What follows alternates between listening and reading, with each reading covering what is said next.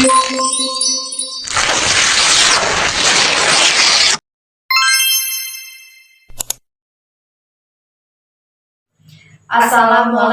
warahmatullahi wabarakatuh. Perkenalkan, nama saya Ella Saputri, NIM 211160 dari kelas PAI 3F. Baiklah, di sini saya bersama dengan rekan saya. Nama saya Devi Sofia dengan NIM 2111162 dari kelas PAI 3F. Nah, di sini kami akan memenuhi tugas UTS mata kuliah fikih. Yang pertama, kami akan menjelaskan mengenai apa itu pengertian dari syariah, fikih, usul fiqh, dan hubungan dari ketiganya. Oke, untuk pengertian syariah. Syariah secara etimologis berasal dari bahasa Arab, dari kata syara yang berarti jalan menuju mata air. Sedangkan menurut istilah Islam, syariah adalah jalan kehidupan yang besar, yakni terdapat nilai-nilai agama yang bisa memberi petunjuk kepada kehidupan umat manusia. Nah, untuk fikih, secara etimologis, fikih identik dengan kata al-fahm yang berarti pengetahuan atau pemahaman. Sedangkan secara terminologi, fikih adalah ilmu tentang hukum-hukum syara yang bersifat praktis yang diperoleh melalui dalil-dalilnya yang terperinci. Nah, untuk pengertian usul fiqh adalah ilmu yang mempelajari atau mengkaji tentang dalil-dalil berupa kaidah dan tata cara penggunaannya. Mengetahui keadaan orang yang menggunakannya disebut dengan mujtahid, dengan tujuan mengeluarkan hukum amali atau perbuatan dari dalil-dalil secara terperinci dan jelas. Nah, untuk hubungan antara fikih dengan syariah, ibaratkan syariah sebagai bahan atau dasar untuk menghasilkan fikih, sedangkan usul fiqh adalah suatu alat atau cara untuk menghasilkan produk fikih tersebut. Oke, yang kedua, kami akan membahas mengenai beberapa mazhab dalam fikih, yaitu ada 4 macam mazhab. Yang pertama, yaitu ada mazhab Imam Abu Hanifah. Ia dikenal dengan sebutan Imam Hanafi, yang mempunyai nama lengkap Abu Hanifah al-Nu'man bin Sabit bin Zuhta al-Kufi. Ia lahir di Irak pada tahun 80 Hijriah atau 699 Masehi. Beliau digelari dengan nama Abu Hanifah yang berarti suci dan lurus, karena sejak kecil beliau dikenal dengan kesungguhannya dalam beribadah, berakhlak mulia, serta menjauhi perbuatan-perbuatan dosa dan keji. Dan mazhab fikihnya dinamakan dengan mazhab Hanafi. Guru yang pernah beliau temui antara lain adalah Ahmad bin Abu Sulaiman al-Asy'ari. Dan salah satu muridnya yang terkenal adalah Muhammad bin Al-Hasan al-Saibani. Oke, yang kedua ini ada mazhab Imam Malik. Nah, nama lengkapnya adalah Malik bin Anas bin Malik. Imam Maliki dilahirkan di Madinah Al-Munawwaroh. Nah, untuk tahun kelahiran Malik bin Anas bin Malik ini masih menjadi perdebatan. Namun dapat diketahui bahwa salah satu riwayat yang meriwayatkan lahirnya Imam Malik ini dilahirkan pada 94 Hijriah. Ia menyusun kitab Al-Muwatta dan dalam penyusunannya ia menghabiskan waktu selama 40 tahun. Nah, untuk di antara guru beliau adalah Nafi bin Abi Nuaim dan di antara murid beliau adalah Ibnul Mubarak. Oke, yang ketiga yaitu ada mazhab Imam Syafi'i. Nah, mazhab Imam Syafi'i ini didirikan oleh Abdullah Muhammad bin Idris Asy-Syafi'i yang wafat pada tahun 767 Masehi. Selama hidup, beliau pernah tinggal di Baghdad, Madinah, dan terakhir di Mesir. Corak pemikirannya adalah konvergensi atau pertemuan antara rasionalitas dan tradisionalitas. Di Mekah, ia berguru kepada mufti di sana, sedangkan di Madinah, beliau berguru fikih kepada Imam Malik bin Anas. Adapun murid beliau yang paling terkenal antara lain adalah Imam Ahmad bin Hambal. Nah, yang terakhir ini ada mazhab Imam Ahmad. Beliau adalah Abu Abdillah Ahmad bin Muhammad bin Hambal Asy-Syaibani. Ia lahir di kota Abbasiyah di Baghdad, Irak pada tahun 164 Hijriah atau sekitar 780 Masehi. Nah, ia hidup di lingkungan keluarga yang memiliki tradisi menjadi orang besar dan juga di lingkungan yang sangat kondusif, sehingga memberikan kesempatan yang besar untuk ia menjadi seorang yang besar pula. Nah, untuk gurunya ini yang terkenal yaitu Ismail bin Ja'far, dan adapun muridnya adalah Saleh bin Iman Ahmad bin Hambal Abdullah. Praktek sholat jam dan kosyur. Untuk materi yang ketiga yaitu tentang sholat jamak. Sholat jamak yaitu menggabungkan dua sholat fardu yang dilaksanakan pada satu waktu dengan syarat tertentu. Syaratnya itu kita sebagai musafir yaitu orang yang bepergian jauh dengan menempuh perjalanannya kurang lebih 81 km. Nah, hukum daripada sholat jamak ini adalah mubah atau boleh dilaksanakan. Sholat jamak ini terbagi menjadi dua macam, yaitu sholat jamak takdim, yaitu yang diawalkan, dan yang kedua yaitu sholat jamak takhir, yaitu sholat jamak yang diakhirkan. Nah, di sini saya memilih studi kasus, yaitu saya bepergian dari desa Aceh menuju desa Tebuali. Nah, di pertengahan jalan saya berhenti di desa Nangka, yaitu untuk melaksanakan sholat jamak takdim yang dilaksanakan pada waktu zuhur. Nah, kita harus melaksanakan sholat zuhur terlebih dahulu, yang dimana langkah-langkahnya yaitu yang pertama, kita membaca lafaz niat, yaitu niatnya Bismillahirrahmanirrahim, usolli fardu zuhri arba'a rokaatin jama'an takdiman ma'al asri fardulillahi ta'ala, yang artinya aku niat sholat fardu zuhur 4 rakaat digabungkan dengan sholat asar dengan jamak takdim karena Allah Ta'ala. Allahu Akbar. Yaitu kita membaca surah Iftitah, yaitu Allahu Akbar kabiro walhamdulillahi katsiro wa subhanallahi bukrata wa asila. Ini wajahtu wajahil lazi fataras samawati wal ardo hanifa muslimah wa mana minal musyrikin. Inna salati wa nusuki wa mayyahya wa mamati lillahi rabbil alamin. La syarika lahu wa bidzalika umirtu wa ana minal muslimin. Yaitu dilanjut dengan surah Al-Fatihah, yaitu Bismillahirrahmanirrahim. Alhamdulillahi rabbil alamin. Ar-Rahmanirrahim. Maliki yaumiddin. Iyyaka na'budu wa iyyaka nasta'in. Ihdinas siratal mustaqim. Siratal ladzina an'amta 'alaihim ghairil maghdubi 'alaihim waladdallin. Amin. Nah, selanjutnya yaitu kita membaca surah pendek. Bismillahirrahmanirrahim. Tabbat yada abi lahabin wa tab. Ma aghna anhu maluhu wa ma kasab. Sayasla naran zata lahabin wa imra'atuhu hammalatal hatab. Fi jidha hablum min masad. Allahu Akbar. Subhana rabbiyal azimi wa bihamdi. Subhana rabbiyal azimi wa bihamdi. Subhana rabbiyal azimi wa bihamdi. Sami'allahu liman hamidah. Rabbana walakal hamdu. Allahu Akbar. Subhana rabbiyal a'la wa bihamdi. Subhana rabbiyal a'la wa bihamdi. Subhana rabbiyal a'la wa bihamdi.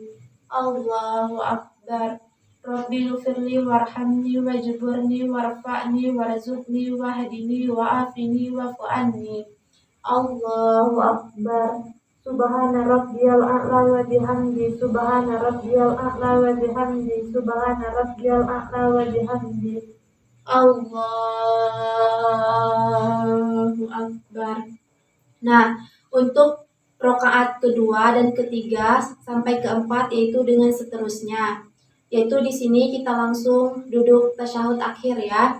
Kita langsung tasyahud akhir yaitu kita membaca Bismillahirrahmanirrahim. At-tahiyyatul mubarakatuh salawatut thayyibatulillah. Assalamu alayka ya nabiyyu rahmatullahi wabarakatuh. Assalamu alayna wa ala ibadillahi sholihin.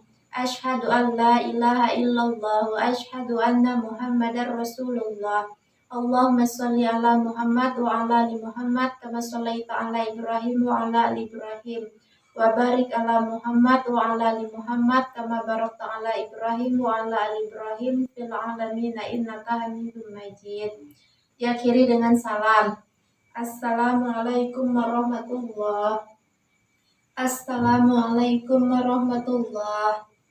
Nah, untuk sholat jamaah takdim zuhurnya kita sudah selesai, yaitu langsung kita bangkit berdiri tanpa kita menyentuh handphone, tanpa kita memikirkan apapun, langsung kita lanjut dengan sholat jamaah takdim asar, yaitu karena kita memilih yaitu sholat jamaah takdim yaitu yang diawalkan. Nah, langsung kita membaca lafaz niat untuk sholat jamaah takdim asarnya, yaitu dengan membaca lafaz Bismillahirrahmanirrahim. Usolli fardal asri arba'a rokaatin jam'an takdiman ma'al zuhri fardalillahi ta'ala, yang artinya aku niat sholat fardu asar 4 rakaat dengan jamak zuhur karena Allah Ta'ala. Allahu Akbar. Langkahnya sama, yaitu kita membaca surah Al-Iftitah dulu, terus Al-Fatihah dan surah pendek. Nah, kita langsung melakukan ruku ya. Allahu Akbar. Subhana rabbiyal azimi wa bihamdi, subhana rabbiyal azimi wa bihamdi, subhana rabbiyal azimi wa bihamdi. Sami'allahu liman hamidah, rabbana walakal hamdu. Allahu Akbar. Subhana rabbiyal a'la wa bihamdi, subhana rabbiyal a'la wa bihamdi, subhana rabbiyal a'la wa bihamdi. Allahu Akbar. Rabbi firli warhamni wajburni warfa'ni warzuqni wahdini wa'afini wa'fa'ani. Allahu Akbar. Subhana rabbiyal a'la wa bihamdi, subhana rabbiyal a'la wa bihamdi, subhana rabbiyal a'la wa bihamdi. Allahu Akbar. Untuk langkah-langkahnya yaitu kita bangkit pada sholat rakaat kedua dan ketiga keempatnya itu sama seperti kita melaksanakan sholat seperti biasa. Nah, di sini saya akan menutupnya dengan tasyahud akhir, yaitu bacaannya sama seperti yang sudah kita bacakan tadi. Dan selanjutnya yaitu kita akhiri dengan salam, yaitu Assalamualaikum warahmatullahi. Assalamualaikum warahmatullahi. Nah, untuk sholat jamaah takdim kita ini sudah kita laksanakan ya. Tadi kita melaksanakan sholat jamaah takdim, yaitu kita melaksanakan sholat zuhur dulu. Nah, selesai sholat zuhur, kita langsung berdiri bangkit untuk melaksanakan sholat jamaah takdim asar kita dengan langkah-langkah yang sudah saya jelaskan tadi.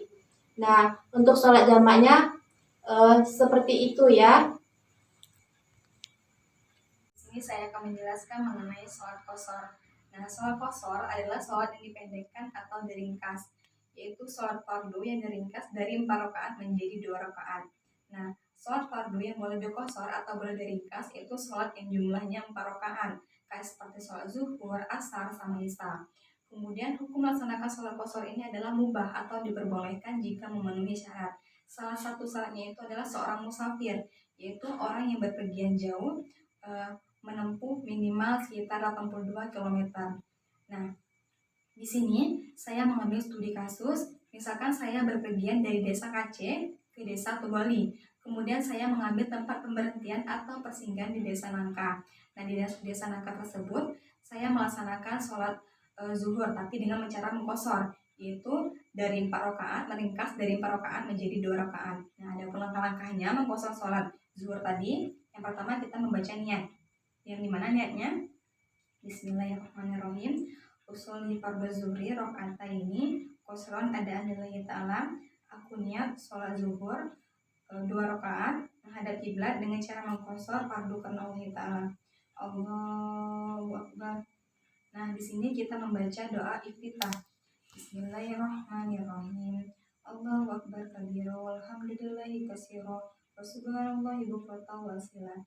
Inni wajjahtu wajhiya lillazi fatara samawati wal ardi wa ma ana minal musyrikin. Inna salati wa nusuki wa mahya wa mamati lillahi rabbil alamin. La syarika lahu bidzalika umirtu wa ana minal muslimin. Dilanjutkan dengan membaca surah Al-Fatihah. Bismillahirrahmanirrahim. Alhamdulillahirabbil alamin. Arrahmanirrahim. Maliki yaumiddin. Iyyaka na'budu wa iyyaka nasta'in. Ihdinas siratal mustaqim.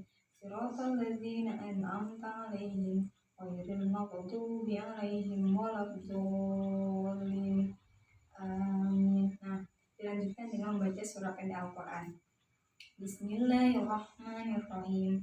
Qul a'udzu birabbin nas, malikin nas, ilahin nas, min syarril waswasil khannas, alladzi yuwaswisu fi sudurin nas, minal jinnati wan nas. Kemudian kita rukuk. Allahu akbar.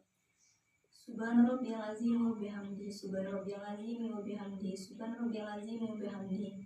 Samiallahu liman hamidah. Rabbana wa lakal hamdu. Allahu akbar. Subhana rabbiyal a'la wa bihamdihi, subhana rabbiyal a'la wa bihamdihi, subhana rabbiyal a'la wa bihamdihi. Allahu akbar. Rabbighfirli warhamni wajburni warfa'ni warzuqni wahdini wa'afini wa'fu anni. Allahu akbar.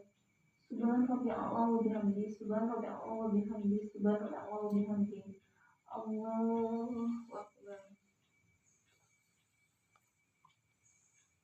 Nah, di sini kita melakukan rakaat yang kedua sama seperti rakaat yang pertama, membaca Al-Fatihah, kemudian membaca surah pendek Al-Quran, ruku, kemudian bangkit, iktidal, kemudian sujud lagi, kemudian duduk antara sujud, sujud lagi, kemudian tasyahud akhir.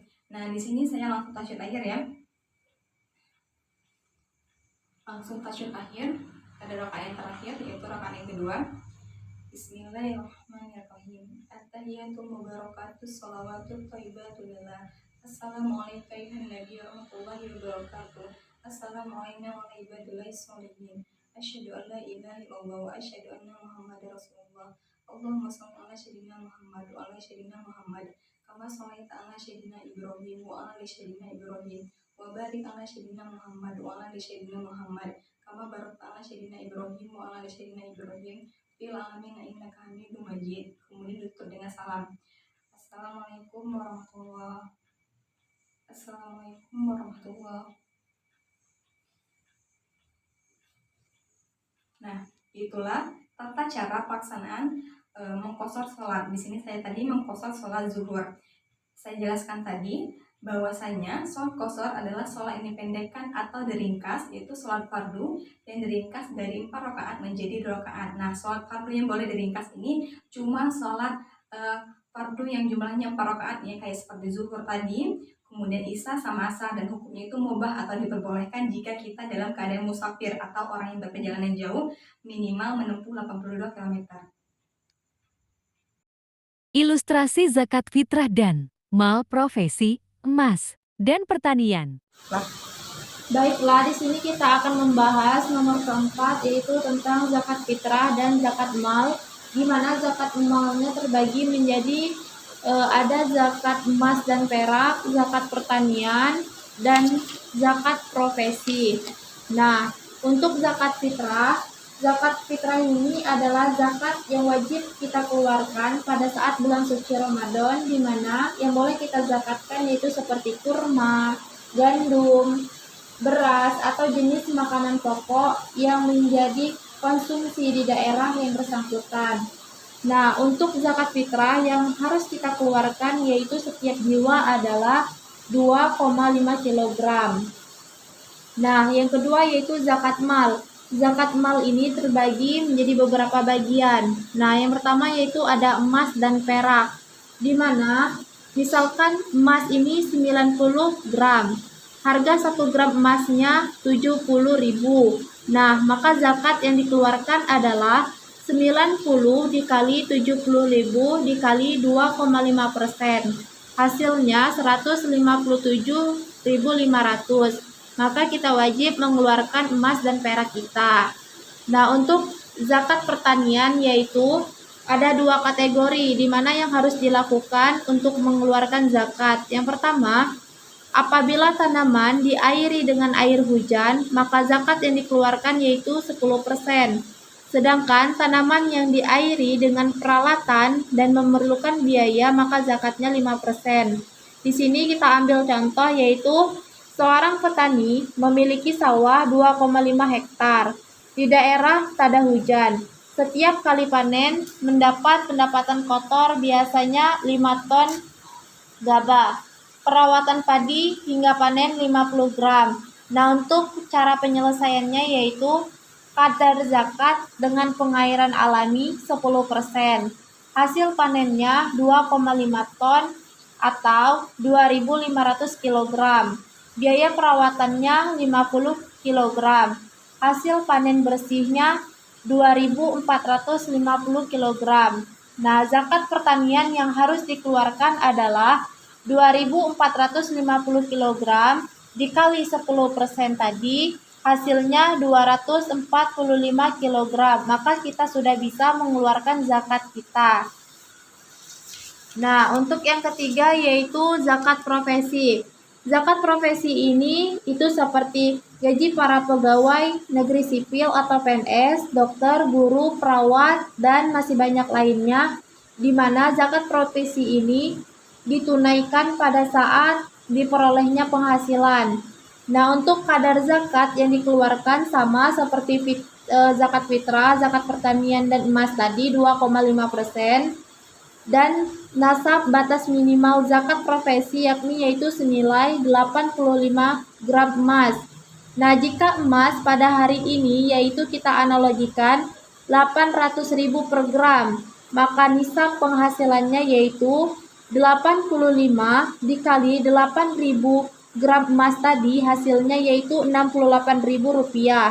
Nah, artinya mereka dengan penghasilan per bulan tadi minimal sebesar 5 juta ke atas, dikali 68.000 dikali 12 bulan tadi sudah bisa menunaikan zakat profesinya. Ilustrasi tayamum. Untuk materi yang kelima yaitu tentang cara tayamum. Nah, tayamum yaitu cara bersuci atau menggantikan wudhu apabila tidak ditemukan air. Nah, untuk langkah tayamum ini akan dipraktekkan oleh rekan saya, Devi Sylvia, di mana langkah tayamum yang pertama yaitu kita membaca lafaz niat. Nah, adapun niat bertayamum yaitu nawaitu tayamuma li istibahatis sholat di fardhu lillahi ta'ala. Adapun artinya, niat saya bertayamum untuk melaksanakan sholat fardu karena Allah Ta'ala. Nah, langkah yang pertama, kita tempelkan kedua telapak tangan kita ke dinding untuk mengambil debu, seperti ini. Kemudian, kita tipiskan dengan cara meniupkannya. Kemudian, kita usapkan ke wajah dengan sekali usapan. Nah, lanjut, kita tempelkan kedua telapak tangan kita tadi ke dinding lagi, tapi dinding yang berbeda untuk mengambil debu. Ini. Kemudian kita usapkan debu tersebut ke tangan kanan dan tangan kiri sampai ke siku. Ini.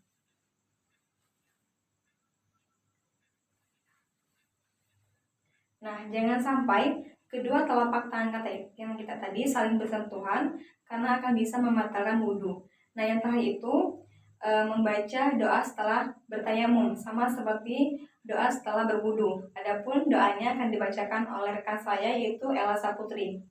Nah, untuk doa tayamumnya sama, yaitu seperti doa setelah berwudu, di mana doanya yaitu Bismillahirrahmanirrahim. Asyhadu an la ilaha illallah wahdahu la syarikalah wa asyhadu anna Muhammadan abduhu wa rasuluh. Allahumma ja'alni minat tawabin wa ja'alni minal mutatahhirin wa ja'alni min ibadikas salihin.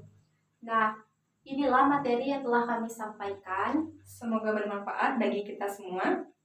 Sekian, terima kasih. Wassalamualaikum warahmatullahi wabarakatuh.